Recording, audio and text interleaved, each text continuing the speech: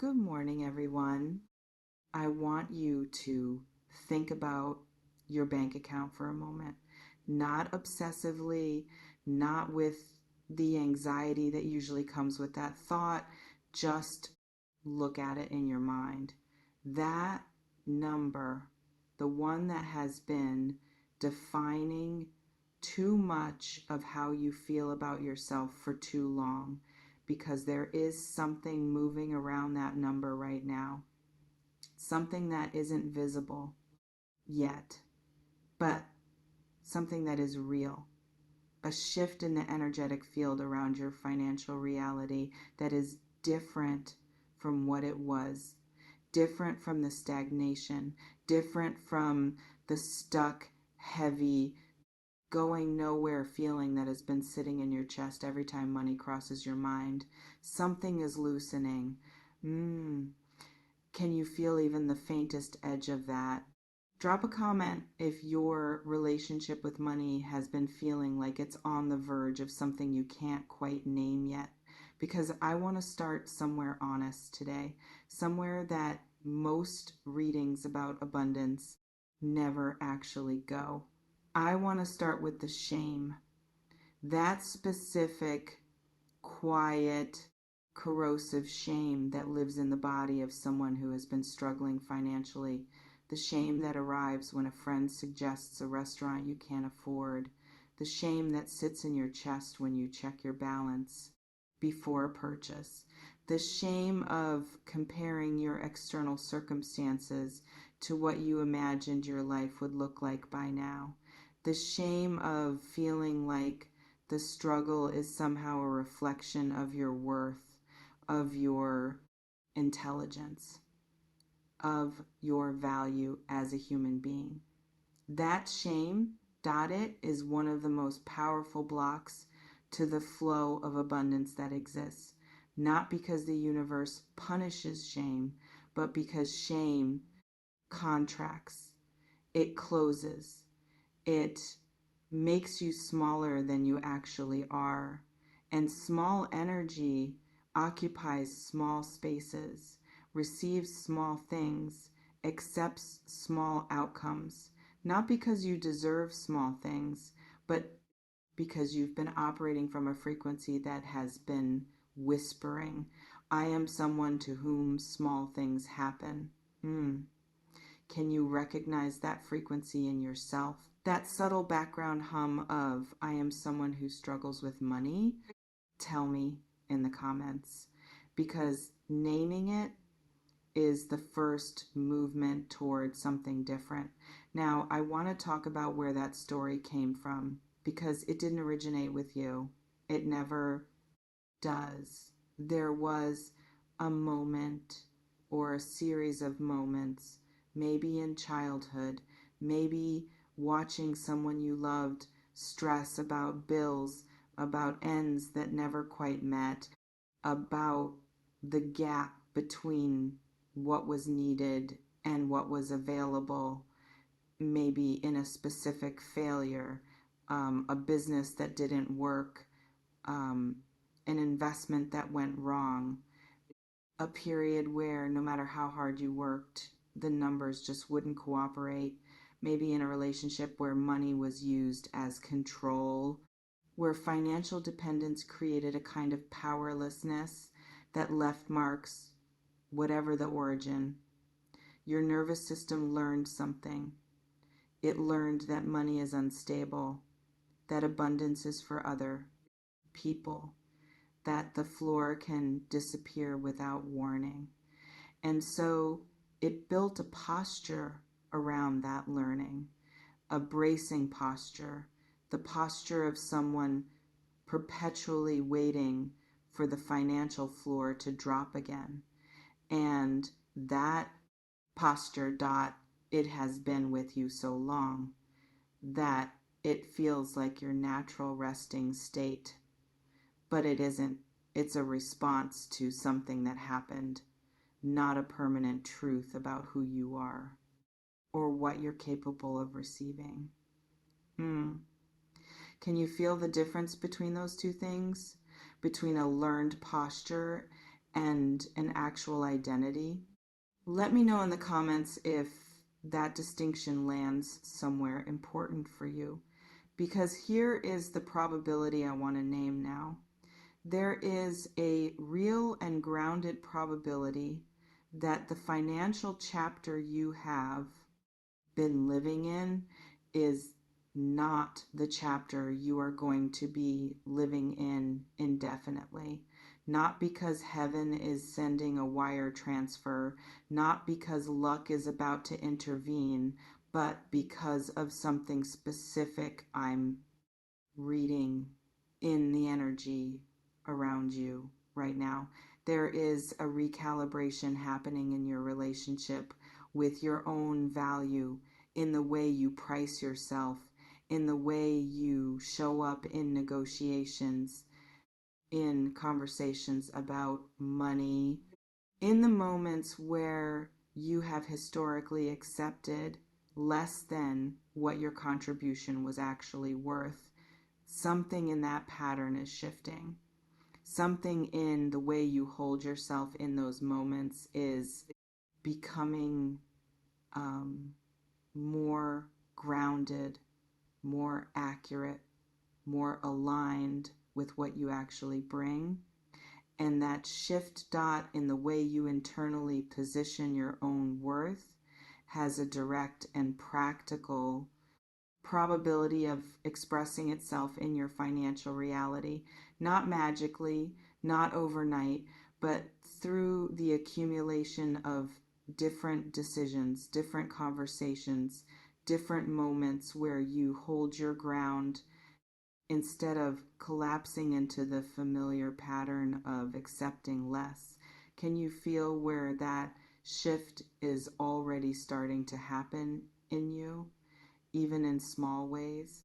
Drop a comment if you've been noticing yourself responding differently to situations that used to shrink you. Now, let me get specific, because I don't want to stay in the abstract when there is something concrete to address. There is a probability around an opportunity, not a guarantee, but a real probability of something entering your awareness through a direction you might not currently be looking. A conversation that opens a door, a connection that leads to something practical and tangible, an idea that has been sitting at the edges of your consciousness that you haven't given full permission to yet. Because part of you, the part that has been burned before, the part that has hoped and had the hope not materialize the way you imagined, that part keeps stepping in front of the idea before it can fully form, keeps finding the reasons it won't work before it has a chance to show you whether it will. And the probability that this pattern of preemptive self-protection is costing you more than the risks you're protecting yourself from is something worth sitting with honestly. What opportunities have you been quietly talking yourself out of? What doors have you been keeping slightly closed because fully opening them felt like too much exposure? Tell me in the comments, because I want to talk about what claiming actually requires in practical terms, not spiritual metaphor, practical terms. Claiming your financial abundance, the kind the title is pointing at, is not a passive act. It is not sitting in meditation, visualizing numbers. It is not waiting for something to arrive while you stay exactly where you are. Claiming looks like sending the email you've been drafting and deleting for 3 weeks, having the conversation about money that makes you uncomfortable because you've historically avoided anything that might make you seem greedy or difficult, raising your prices, asking for the raise, putting a real number on what your time and energy and expertise are actually worth. Saying yes to something that scares you because the fear is coming from the old story, not from genuine danger. Saying no to something that pays less than you deserve because you've been so conditioned to accept whatever comes that you've forgotten. You have the option to hold out for what actually fits.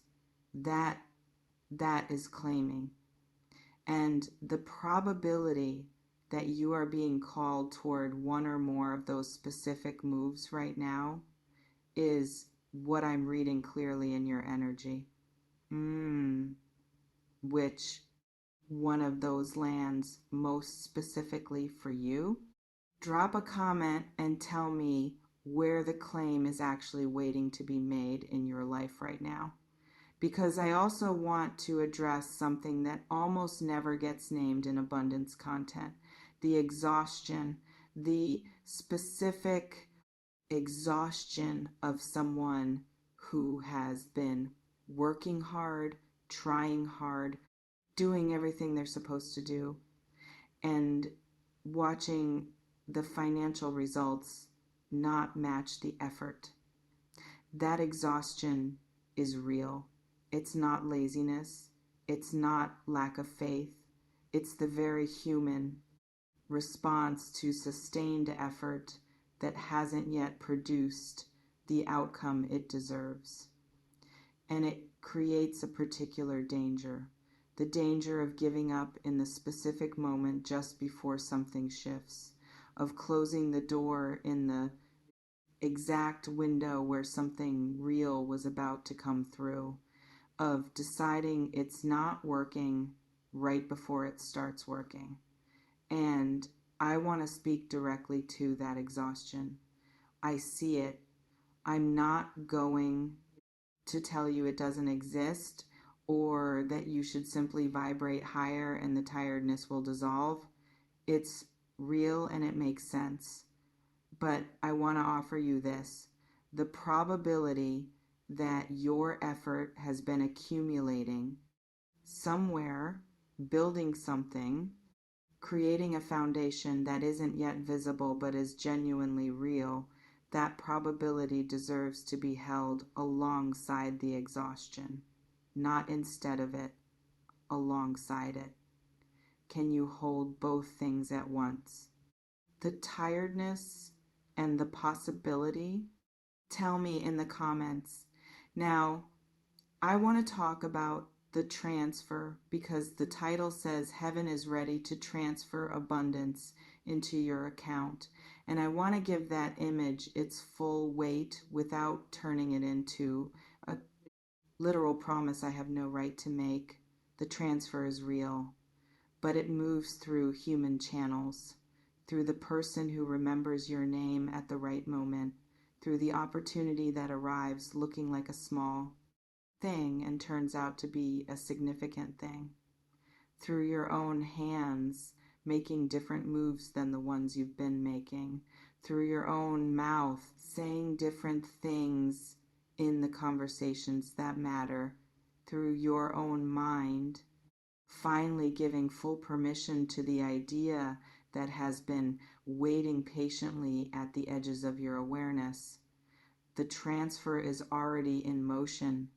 The probability of it reaching you day depends significantly on whether you are positioned to receive it, whether the doors are open, whether the posture is one of receptivity rather than bracing, whether you are moving through your days as someone who expects good things to be possible, or as someone who has quietly stopped expecting much at all. Which posture are you currently in? Be honest with yourself and tell me in the comments, because here is what I want to leave you with: something grounded and real and worth carrying with you.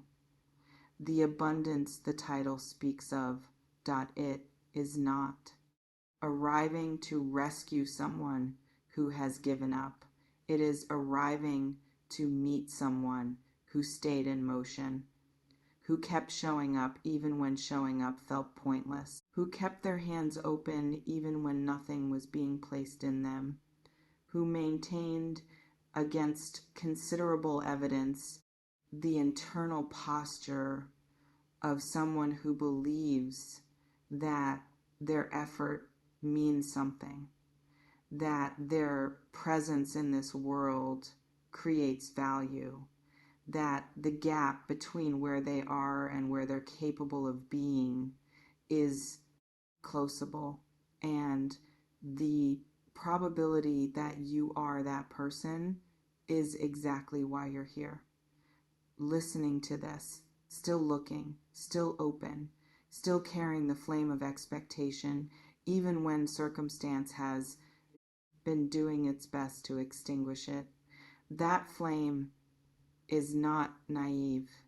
It is not foolish. It is the most accurate thing about you, and what it's pointing toward is real, not guaranteed, not delivered on a specific timeline I have any right to name, but real.